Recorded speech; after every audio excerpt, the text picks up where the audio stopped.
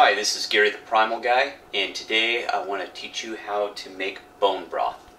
It's very simple. It sounds confusing. I get a lot of questions about bone broths as well.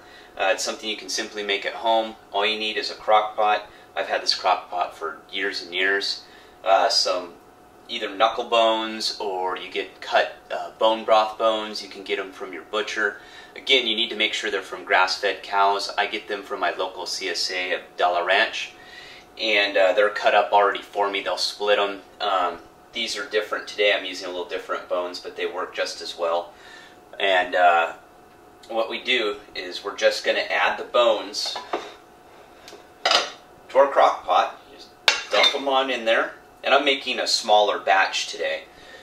Usually you want to fill it up. It's on average, it's about 5 to 6 pounds, maybe 7 if your crock pot's a little bigger, on average. And all you do is you add some filtered water in here, and all you really need is to cover to the top of the bones here. Like I said, I'm making a smaller batch today. I'm not making as big of a batch as I usually do. So you just cover them up and use apple cider vinegar, organic. This is an organic brand from Jimbo's or Trader Joe's, I'm sorry. And all you do is shake it up, make sure it's shaken here because it'll have some solids at the bottom. And I just pour in a little bit. I mean, you can measure it out. People usually use about 2 tablespoons, but it just depends.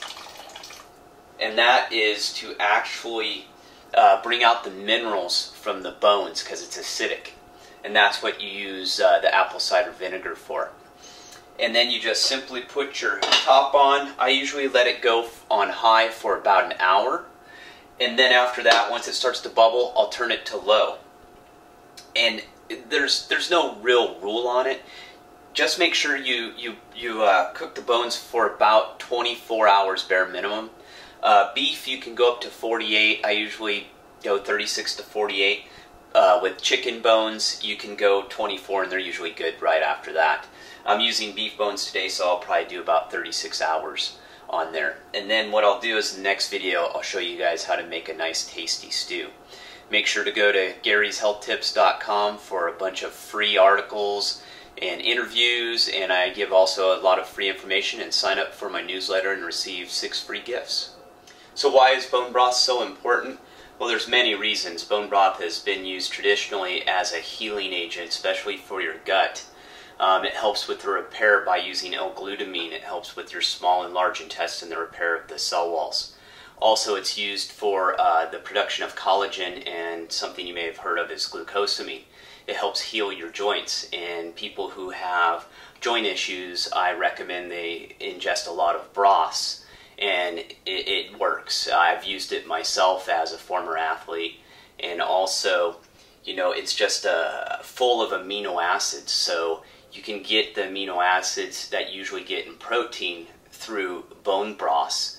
And in some cases, some people actually replace meats with the bone broths because they have issues digesting meats. But it also helps with the production of glycine, which helps produce hydrochloric acid as well. So bone broth has many benefits, and I highly recommend you incorporate it into your Primal Paleo lifestyle.